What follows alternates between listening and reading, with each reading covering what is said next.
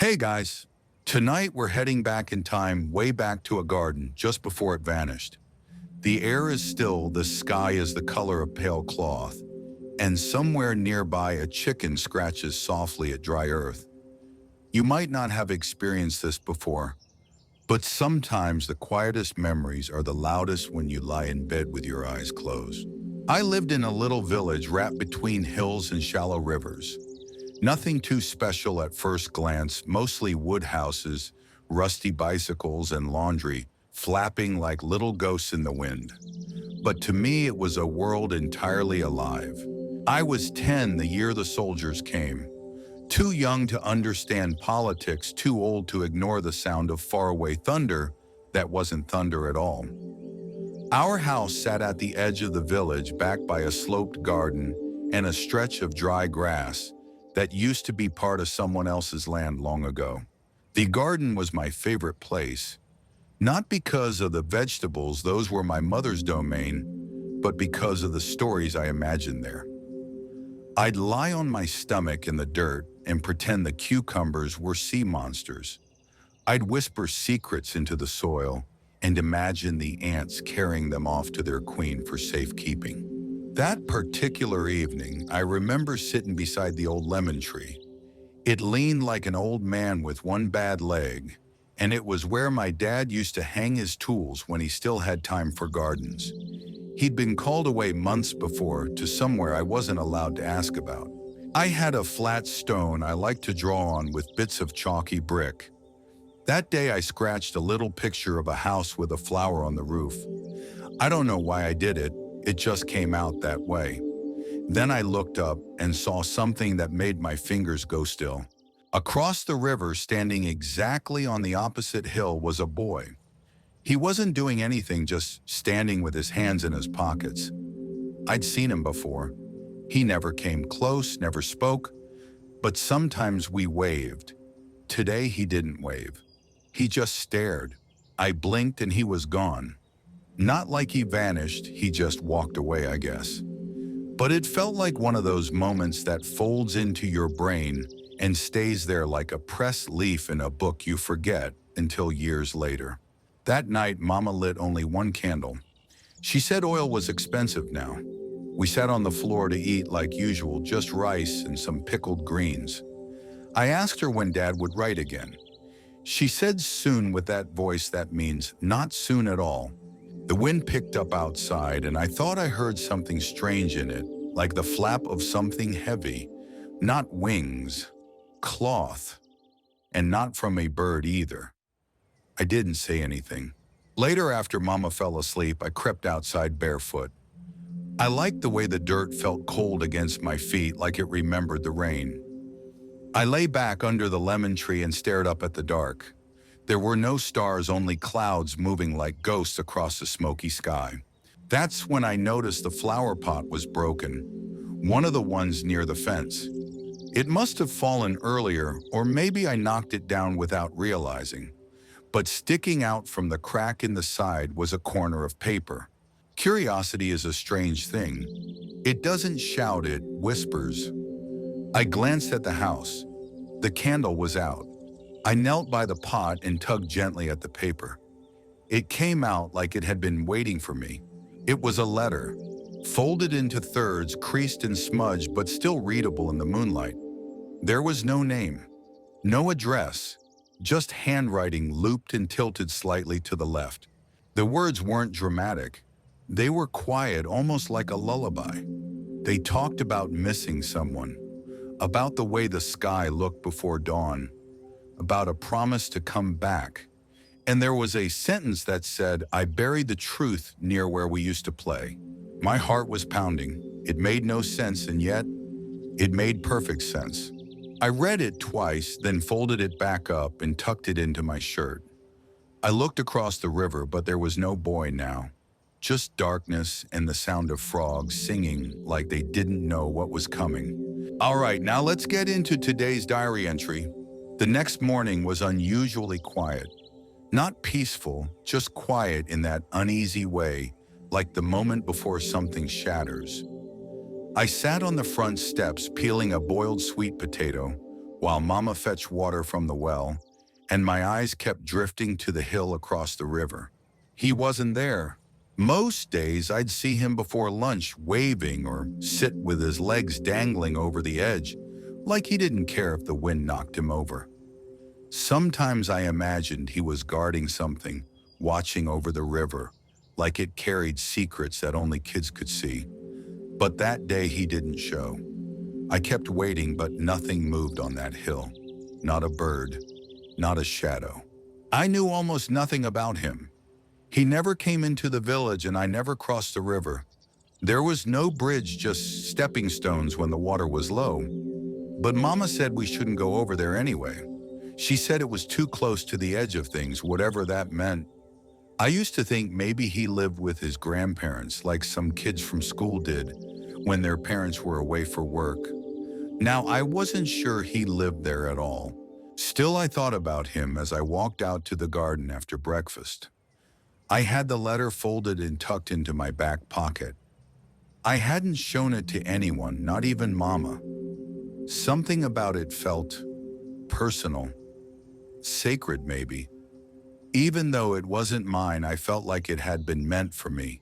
The lemon tree looked the same. A few ants traced a path up the trunk. I stepped carefully over the roots, knelt in the soil, and took the letter out again. The paper was creased and a little damp from my sweat. I read it one more time slowly, my lips moving with the words. I still didn't understand all of it, but one line stood out like it had been written in a different ink. Even if no one remembers me, the garden will. It sounded like something someone says when they think they're about to disappear. I looked over my shoulder. No one around. Even the birds were quiet. I sat there for a long while wondering who had written it. Was it a soldier, a villager, the boy on the hill? My imagination turned wild. Maybe he wrote it and hid it here by accident. Maybe he was a spy, or maybe he was just lonely. Eventually, I stood up and dusted my hands. Then I went inside and found some clean paper Mama used to wrap herbs. I copied the letter slowly, word for word, except for the last line. I added my name, just 3 small letters, neat and slanted, the way my teacher taught me. I didn't know why I did that. It wasn't to steal it. I just wanted to belong to the story. I wanted someone someday to find it and say this person existed. That afternoon, clouds gathered like tired sheep. Mama said we might get rain, and she brought the laundry in early. I volunteered to sweep the back steps just to be near the garden. I kept checking the river, but still no boy. I held the rewritten letter in my fist, already planning what I'd do. I wouldn't just throw it away. That felt wrong. It deserved a home. So I thought, what if I gave it to the earth, like how people bury seeds and hope for something beautiful to grow? So I waited until Mama started cooking and the air filled with the scent of pepper leaves and sesame oil. I waited until she told me to wash my hands and I said, just a minute, and she didn't ask why. Then I slipped out the back with a spoon tucked into my waistband. There was a soft spot near the lemon tree, a patch where the ground dipped slightly. I knelt and began digging slowly and carefully. The soil was dry but not too hard, and the spoon made a quiet shh sound as I worked. My heart thudded, not from fear but from something else. Like I was part of something bigger than myself. Like the letter was a seed and I was planting a secret. When the hole was deep enough, I folded the paper small and laid it inside like it might be fragile. Then I scooped the dirt back in, patted it flat, and placed a smooth round stone on top. There, I whispered, now you're safe. Just as I stood up, the wind shifted. I looked toward the river. The boy was there again. This time he wasn't standing. He was crouched low like he'd been watching me. But when our eyes met, he didn't wave. He just turned and walked back toward the trees, disappearing into the green like a ghost fading into mist. I stood there for a long while, the spoon still in my hand, the earth on my palms still warm. I didn't know if he saw what I'd done, I didn't know if he even knew the letter existed, but somehow it didn't matter. The garden knew. The tree knew. I knew. That night it rained, just a little soft, steady drops like whispers on the roof. I lay in bed and listened, thinking about the letter under the soil, thinking about the boy who never waved again. By the next morning, the rain had left behind a shimmer across everything, the kind of glisten that makes even broken things look magical. The garden was damp and dark, rich with the scent of earth and something faintly sweet like wet leaves left too long in the sun. I ran outside as soon as I could, barefoot again, my toes slipping on the stone steps. The lemon tree stood still, its leaves heavy with raindrops. I knelt beside the smooth stone I had placed the day before. It hadn't moved. No one had touched it. That made me feel something like pride, like I had hidden something properly, like a grown-up might. Mama was inside boiling cassava, her voice floating through the window as she hummed one of her old songs. For a few minutes, the world felt ordinary again. But later that afternoon, the village changed. We heard them before we saw them, engines rumbling like distant thunder, tires grinding against dry earth. People stepped out of their homes in silence, faces turned toward the dust rising at the far end of the road. It wasn't just a few soldiers this time.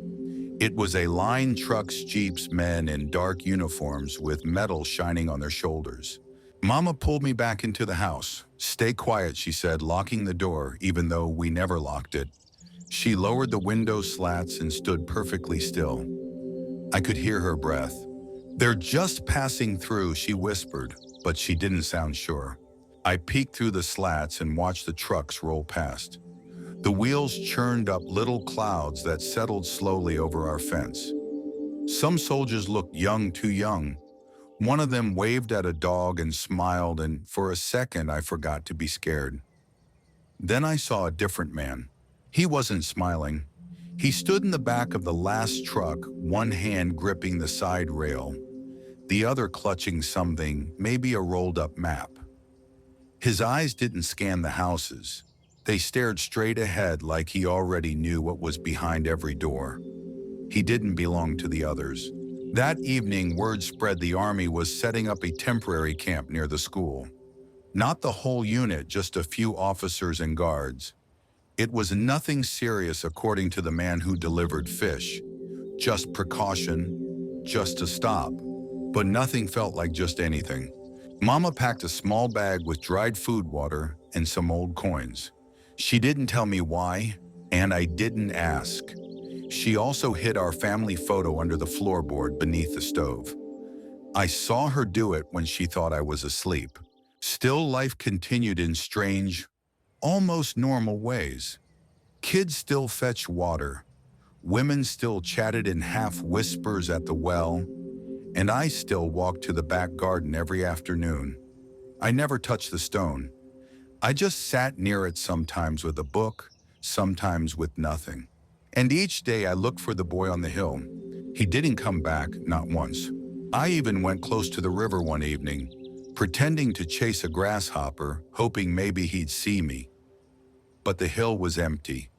No smoke from his house. No sound of anyone moving around. It felt like that entire side of the world had been turned off. That night I asked Mama where people go when they leave without saying goodbye. She didn't answer right away. Then she said softly, "Some people don't know they're leaving until they already have." I didn't sleep well. I kept thinking about the line in the letter, "I buried the truth near where we used to play." It looped in my head like a song. I knew it wasn't written to me, but it felt like it had passed through time just to find me. I started to imagine who had written it. A brother writing to a sister he'd never see again. A soldier to his mother. Maybe a boy from across the river who knew something too heavy to carry alone. I didn't know, but it started to feel like the letter was alive somehow, still speaking even underground. The next morning, something strange happened. I was walking back from the well when I saw an envelope on our doorstep.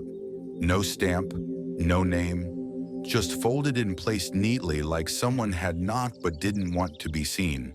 My fingers trembled as I picked it up. Inside was a note, not a full letter, just 5 words written in a tight, shaky hand. Did you read it all? No name, no signature.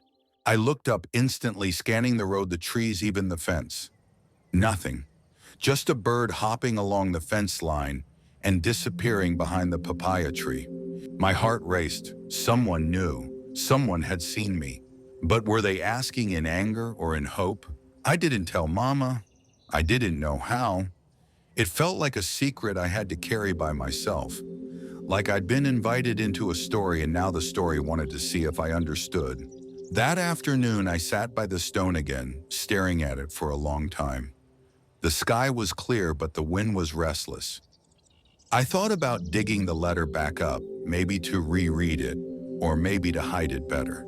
But I didn't. Instead, I whispered yes to the wind. Then I waited. And somewhere I hoped someone was listening. The days that followed were thick with waiting. Even when nothing happened, it felt like something was about to. Like a hand about to knock. A curtain about to move. Mama went quiet again like she always did when she was worried. She cooked less, barely smiled, and started checking the front door more often, even when no one had passed by. I asked her if everything was all right. She just touched my hair and said, "Things are fine as long as you're still asking questions." I didn't really know what that meant, but I nodded. At night, the village changed. The air became thinner, as though the houses themselves were holding their breath. We were told to dim our lanterns after sunset. Soldiers patrolled silently, boots crunching the gravel roads with an unfamiliar rhythm. They didn't knock on doors, but their presence was loud even in silence. One evening, just as I was putting away our bowls after dinner, there was a sharp knock on the front door. Mama stood still, spoon in hand. A pause. Then another knock, 3 times hard and too confident to be a neighbor. Mama looked at me. "Go to your room," she whispered. I didn't argue. I crept to the back and sat just out of sight, heart thudding like a drum in my chest. The door opened. I heard boots on the wooden floor, then the low, gravelly voice of a man. I couldn't make out everything he said, but I caught fragments, names, movement in the area. Missing boy, garden. Garden, sorry, you're in the water mawar Martin. Mama's voice stayed calm, polite even. "No, sir, nothing out of the ordinary, just me and my son." Then another voice chimed in, one I hadn't heard before. Smooth, slow, a little colder. He said, "The river says otherwise." My breath caught. I leaned forward ever so slightly, trying not to make a sound. More words. Something about observation, temporary notice, and then finally the sound of boots leaving. The door clicked shut. Silence. I waited a few seconds before stepping out. Mama stood in the middle of the room, staring at the door like it was still open. "Was that?" I began. She turned quickly. "Don't go near the garden tomorrow." Her voice was sharp like the edge of a chipped plate. "Why? Just don't." But I did. The next morning, I woke up early before the roosters. The sky was still blue-gray, the air cool and damp. I tiptoed past the kitchen and slipped out the back door. The lemon tree stood where it always did, calm and still. But something was off. I saw it right away. The stone. It had moved. Not far, just tilted slightly, like someone had kicked it with their boot or lifted it and set it back without care. I knelt down, heart racing, and pressed my palm against the dirt. The soil felt looser, shifted. Someone had dug there. I clawed at the earth fast and panicked. The spot where I buried the letter was empty. No folded paper, nothing. I sat back, hard, dizzy. My hands were muddy, my chest hurt. Who had taken it? Was it the soldier? The one with the smooth voice? Was it Mama? I looked around the garden. Everything looked normal, but now it felt like a stage after the play had ended. The actors were gone, but the space still remembered their movements. Later that day, I saw him. Not the boy from the hill, but the man from the back of the last truck. He stood outside the old school building talking to two other officers. His jacket was crisp, his boots clean, and he had that same rolled-up map in one hand. As I walked past on my way to the well, I felt his eyes slide over me like a cold shadow. He didn't say anything, just nodded slightly, almost as if he recognized me. That night I couldn't sleep. I kept turning over the same thought: if someone took the letter, did they read it? Did they understand it? Or were they looking for something else entirely? The next morning, Mama let me go to the well alone. I took the longer path by the back fields where fewer people walked. I wasn't sure what I was looking for, maybe just distance from everything, maybe silence. But then I saw something. Under the bridge where the river narrowed and the light barely touched the rocks, something was wedged between the boards, something white. I climbed down carefully, knees scraping against the edge. I reached in and pulled it out. Another envelope, damp at the corners. Inside, a torn scrap of paper with just one line written in the same shaky handwriting: "Don't forget the garden second route." Second route. I stared at the note, heart pounding. My mind spun with possibilities. There had been only one letter, hadn't there? But what if? What if there was a second hiding place? I rushed home, kept the note hidden in my waistband. That afternoon, when no one was looking, I returned to the garden. I knelt beside the lemon tree, dug slowly, deeper this time, to the side. And then, my fingers touched something that wasn't dirt. A tin box. The tin box was small, about the size of a folded handkerchief, and wrapped in something soft, maybe an old cloth or part of a scarf. The metal was rusted at the edges, but not enough to fall apart. It had been hidden well deep beneath the roots of the lemon tree, tucked in the direction opposite the first spot I dug. The second root. My hands shook as I lifted it from the earth. It made no sound, no rattle, no weighty clink, just a gentle resistance, as if it didn't really want to be found. I glanced over my shoulder, half expecting someone to be standing behind me, but no one was there. The garden was still except for the slow buzz of flies near the compost pile and a bird hopping lazily along the roof tiles. I brushed off the dirt and peeled back the cloth. The box had no lock, just a little latch bent from time or pressure. It opened with a quiet pop. Inside were several pieces of folded paper. Not one letter, many. I stared, barely breathing. The paper was thin, brown with age, but the ink was still visible. Some were full letters, paragraphs written in looping script. Others were fragments, no more than a line or two.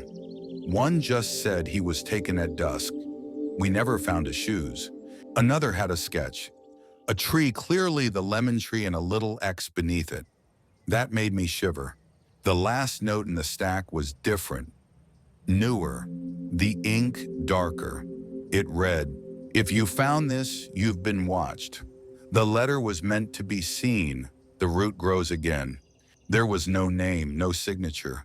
I reread the line over and over. "You've been watched." Was it a warning, a message, an invitation? I folded the papers back into the box and carefully closed the lid.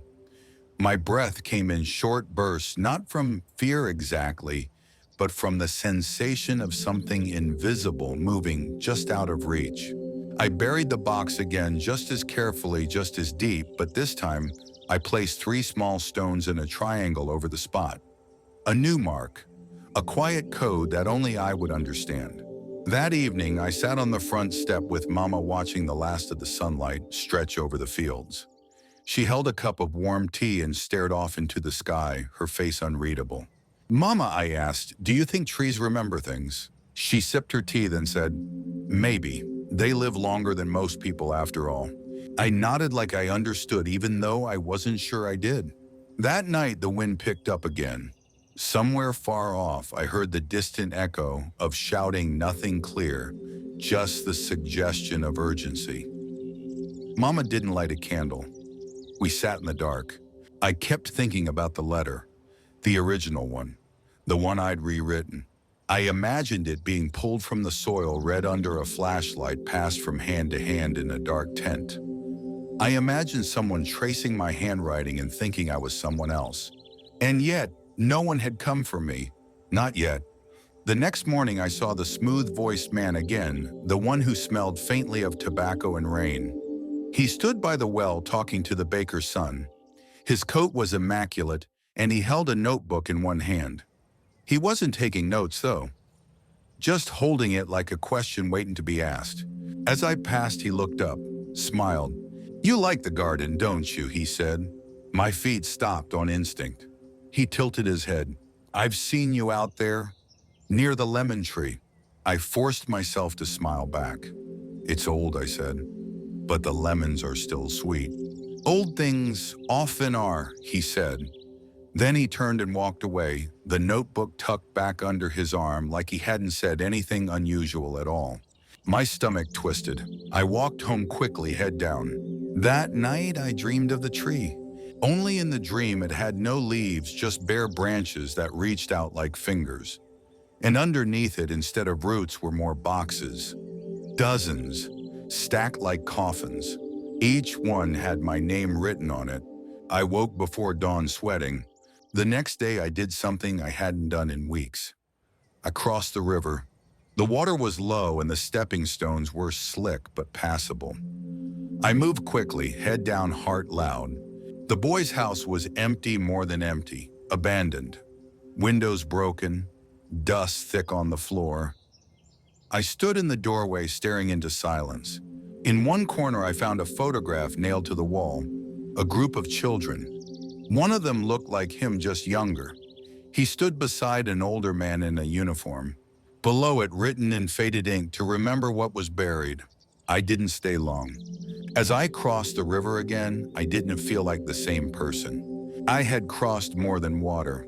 I had crossed into someone else's memory, and maybe into someone else's place in the story. I stayed quiet for a few days after that. I didn't go near the garden. I didn't return to the hill. I didn't even answer when Mama asked if I wanted seconds at dinner, which for me was very unusual. She noticed, of course, mothers always do, but she didn't push. Instead, she began making my favorite dishes more often, as if silence could be fed and soothed away. Still, the weight of the tin box pressed behind my eyes, even though it was buried again. The message, "The root grows," again kept looping in my thoughts like a line from a song I hadn't meant to memorize. Was it a warning? An encouragement? A code passed from one child to the next across decades I didn't know. But I felt watched. Not by the man with the notebook, not even by Mama. By the tree, by the garden. I noticed new things. A crack in the lemon tree's bark that looked like a crooked smile. The way the roots had begun to rise from the soil like something pushing up from underneath. One morning I found a dead crow near the base of the trunk, its wings stiff, its beak half open. I buried it gently as I'd done with the letter. Then I placed a stone over the spot. More stones, more secrets. Then came the day the general arrived. He didn't speak much. Not to me, anyway. I saw him only once, when he stepped out of a black vehicle that didn't belong in a village like ours. Tall, broad shoulders, a scar down one cheek, but his eyes were soft in a strange, unsettling way, like he was always on the edge of remembering something painful. I was sweeping the front steps when he walked past our gate with 2 soldiers.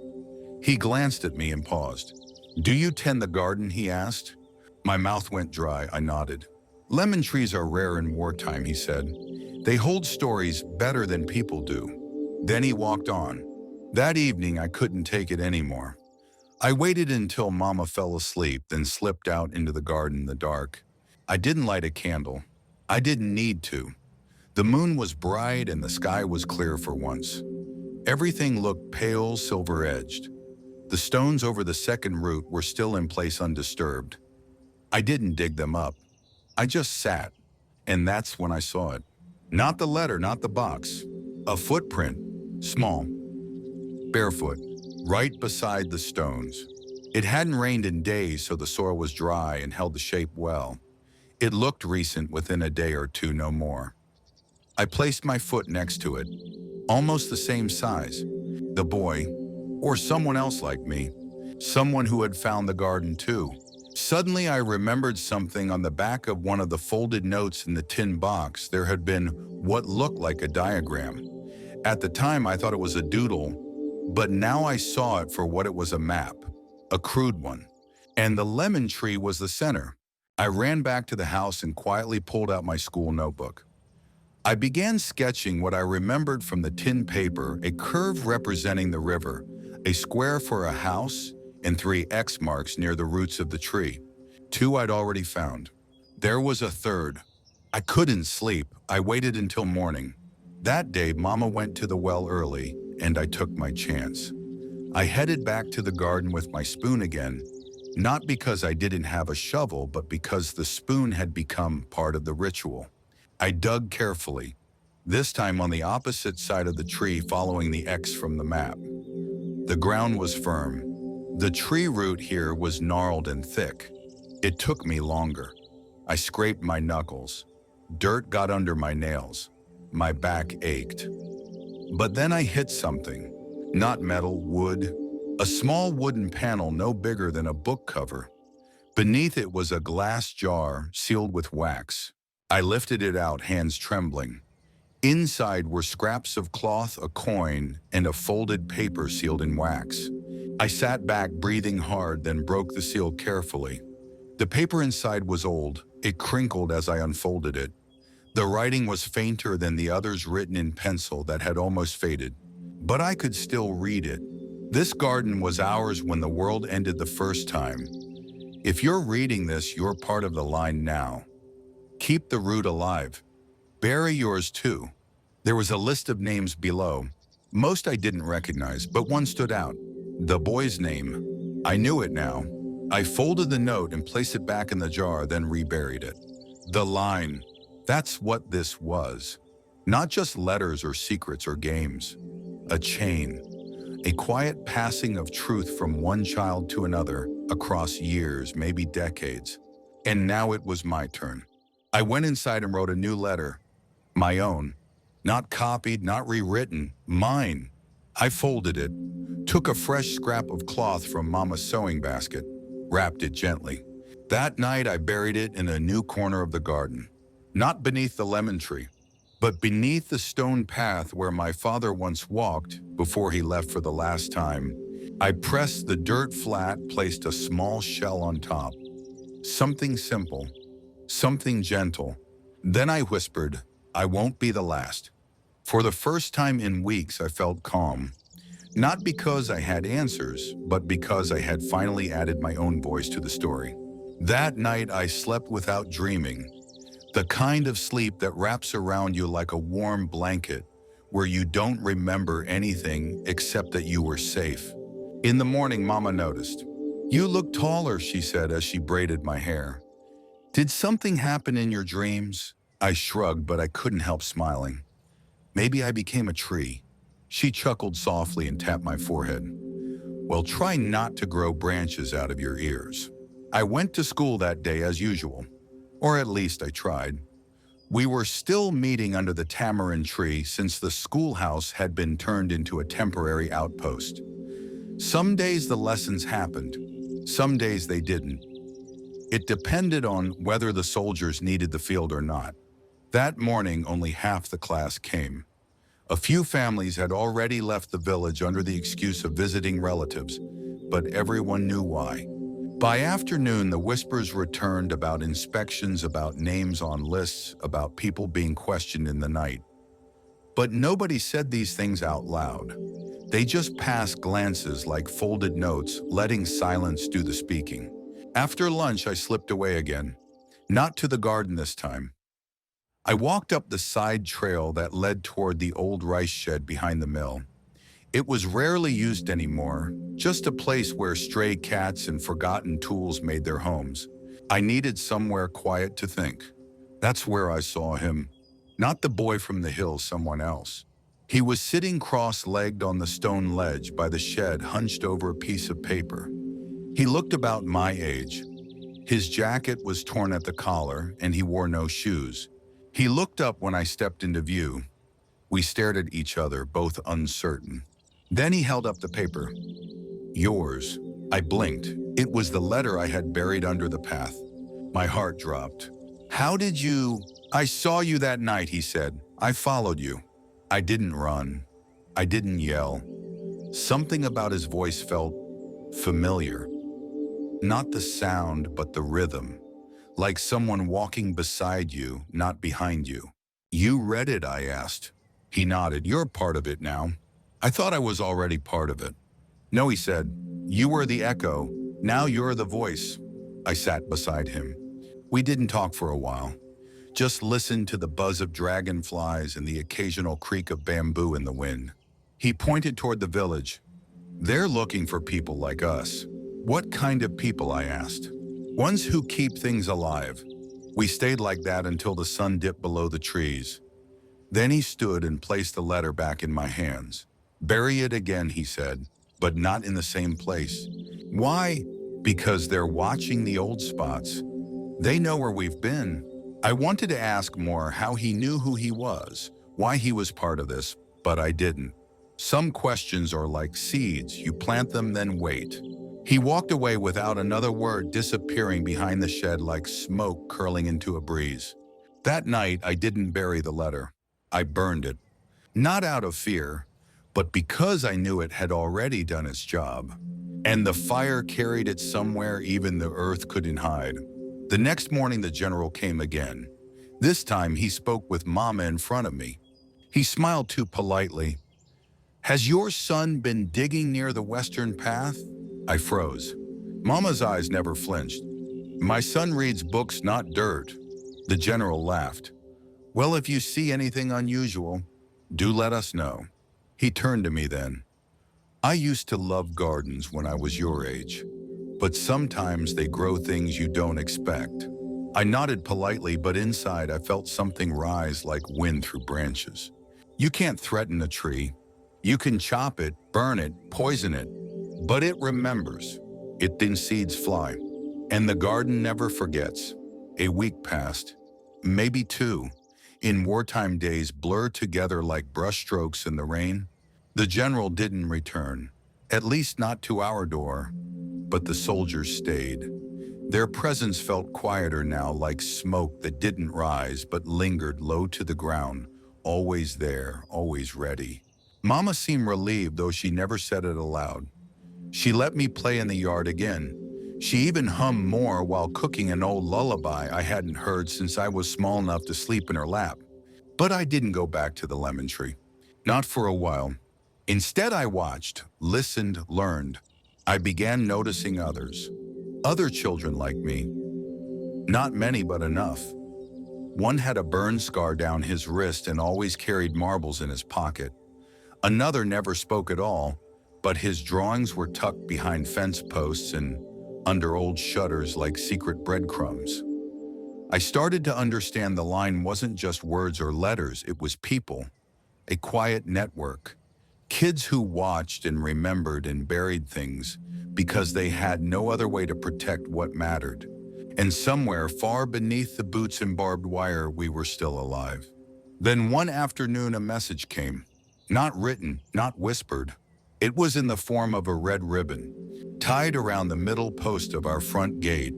Mama saw it first. She said nothing, just stared at it while chopping vegetables. Then she wiped her hands, stepped outside, untied the ribbon, and tucked it into her apron. That night, she told me to pack a small bag. "Where are we going?" I asked. "Just in case," she said. I didn't ask more. I knew better now. That evening after dinner, I crept into the garden again. Not to dig, not to hide, to say goodbye. The lemon tree stood in moonlight, a shimmer of silver across its leaves. I stepped forward and placed my hand against the trunk. "Thank you," I whispered. I didn't expect a response. But in that moment, the wind shifted. A soft, warm breeze brushed past my face, and a single yellow leaf drifted down and landed near my feet. I picked it up and folded it into my pocket. A keepsake. The next morning, I awoke to the sound of trucks. We weren't the only ones. Other families had packed quietly, gathered what they could, and began moving. No shouting, no rush, just silent urgency. The soldiers didn't stop us. In fact, they barely looked up.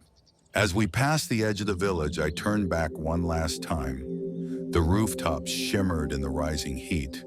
The trees bent slightly in the wind as if waving us forward. The lemon tree was hidden behind the house now, but I knew it was still there, rooted, watching, waiting. I carried my bag with one hand. With the other, I held onto Mama's sleeve. We walked through fields, across dry riverbeds, past hills I had never climbed. And that night when we stopped to rest beneath a fig tree by the roadside, I opened my notebook and wrote a letter. This time I didn't bury it. I tied it to a low branch of the fig tree with the red ribbon Mama had hidden. Just one line in my own handwriting. The garden lives, find the next route. Then I stepped back and we kept walking. Somewhere behind me the wind picked up and carried my words into the trees. The road after that felt endless. Days turned into blinks, nights into long stretches of sky, lit only by stars, and the occasional flicker of oil lamps from passing carts. Mama and I didn't talk much while walking, not because we had nothing to say, but because our feet did all the speaking. Each village we passed through carried its own silence, different from ours, but familiar all the same. Children who no longer played in the open, houses with curtains that never moved, men with the kind of eyes that had seen too much and learned not to look too long. Sometimes we stayed for a day or two. Once we were taken in by an old woman who let us sleep under her awning. She had a tiny patch of soil by her door and had planted garlic in it. Nothing keeps away ghosts like garlic, she told me with a wink. I smiled, but in my head I thought letters do that too. I didn't write anything new for a while. I kept the notebook close though, just in case. Then one night we stopped near a half-collapsed temple by the edge of a river bend. No one else was around, and the moonlight made the cracked stone steps glow like silver bones. Mama said we'd rest until morning, then cross the next district line. I wandered around the back of the temple, drawn by something I couldn't name. That's when I saw it. A carved tree, etched deeply into the mossy stone wall, bare branches, no leaves, its roots stretching wide, even curling into the cracks of the stone. It wasn't new. Whoever carved it had done so years ago. But beneath it were initials, small, just 3. T-N-L-E ain't Skerwa. I stepped closer. I knew those letters, not from the garden, not from any letter I'd read, from the wooden panel of the second root. From the bottom corner, half faded, they'd carved it here too. I didn't know who TNL was, but I suddenly felt them present like a breath on the back of my neck. This place, this broken temple, was part of the line. I ran back to my bag and pulled out the folded leaf I'd kept from the lemon tree. It had dried into a fragile curl of yellow, still intact. Carefully, I placed it beneath the roots of the carved stone tree, pressing it between 2 rocks to hold it in place. Then I sat and wrote. Not a full letter, just a message. I was here, I saw the sign, I remember. I folded the paper and wedged it beside the leaf. It felt right. When Mama called me back for supper, just rice and some salt-dried fish, we ate quietly under the stars. She didn't ask where I'd gone. She didn't need to. That night I dreamed of roots. Not buried ones, growing ones. Shooting out beneath fields, under mountains, into rivers. Carrying whispers and names and stories in every direction. In the dream, the lemon tree wasn't just one tree, it was hundreds. And every child who had ever written a letter or buried a box or carved a name had planted one. I woke up with tears in my eyes and dirt in my hands. I had been sleepwalking. I checked the carved wall. The leaf was gone, but the paper was still there. And next to it, someone had drawn a small lemon. I didn't hear anyone. I didn't see anyone. But I smiled. The line was still alive. The next day we walked on. New paths, new villages, and somewhere in my pocket, my fingers touched a smooth river stone I'd picked up near the fig tree. I was already thinking of where to leave it. The line never stopped. It only waited for the next hand. By the time we reached the final village, the rains had returned. Soft at first like a whisper brushing through banana leaves, then heavier turning paths into ribboned mud and roofs into drums. We found shelter in a house at the far edge of town, offered by a man with a limp and a scar that crossed from cheek to ear like a stitch in the sky. He barely spoke, but he gave us a dry floor rice and tea. In wartime, that's the closest thing to love strangers can offer. I spent most days sitting by the back window, watching the rain fall on the flooded fields. Water buffalo stood motionless in the shallow paddies, eyes blinking slowly, as if time moved differently for them. It was peaceful, almost too peaceful, but something inside me had changed. I couldn't just sit anymore. One afternoon, I wandered past the house through a bamboo grove and found a broken fence.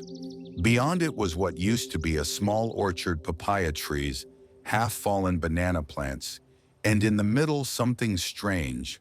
A tree I didn't recognize, not a lemon, but it had the same quiet pull.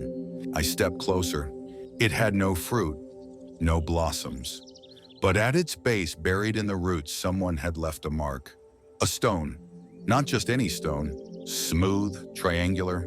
The same kind I had placed over my second letter. My chest tightened. I knelt down and brushed away the wet soil. No box, no jar.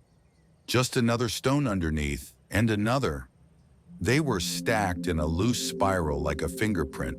Someone had been here. Many someones. I sat for a long time. Let the rain fall over me. Let the mud soak into my knees. Then I reached into my pocket and took out the river stone I'd carried since the fig tree. I pressed it gently into the spiral. The earth accepted it. And then without planning to, I began digging. No reason, no map, just instinct. My fingers found something small wrapped in oil paper, a note. Soaked, faded, but readable. I was 10. They took my brother. This was our favorite place. I buried his marble here so he wouldn't be alone. If you find it, hold it once, then pass it along. I looked deeper. There it was. A small blue marble. I held it in my hand, cold and round and heavier than it looked. Then I stood, wiped my hands, and placed the note back where it came from. But I kept the marble. Because I knew what I had to do. That night, I wrote one final letter. I didn't say who I was. I didn't say where I was from. I just wrote, "You're not alone. We're all still here. Even if we've moved, even if we're silent, we left you the marble so you'd know someone remembered." I wrapped it in dry cloth, tucked it into a hollow in the fence post by the orchard. The next morning, the rain stopped. Mama said we'd be moving again, this time for good. Somewhere safer where the army wouldn't look. I nodded. I didn't mind anymore. Because the line didn't live in one place. It lived in the hands that passed the marble, in the letters buried, the trees carved, the stones placed. It lived in the gardens of memory, and now it lived in me. As the sun dipped behind the hills and shadows stretched across the fields, I closed my notebook and tucked it into my satchel. The day had been quiet, just the way I liked it. I sat beneath a tamarind tree now, watching a flock of birds drift low over the water, their wings catching the light like paper kites. The breeze was soft, not warm, not cold, just enough. I reached into my pocket and rolled the blue marble in my hand. It had dried completely, a tiny world trapped inside it. I imagined all the fingers it had passed through, all the stories it had quietly held, and now it was mine. For a little while anyway. I didn't know where we would go next, but I knew what I'd do when I got there. I'd find a tree, maybe not a lemon this time, maybe something new, a fig, a mango, even a crooked little sapling behind a shed, and I'd start again. Not with fear, not even with hope, just with memory. Because sometimes remembering is the most powerful thing a child can do. And if you're listening to this now, with your eyes growing heavy and your heart finally beginning to settle, maybe you'll remember too.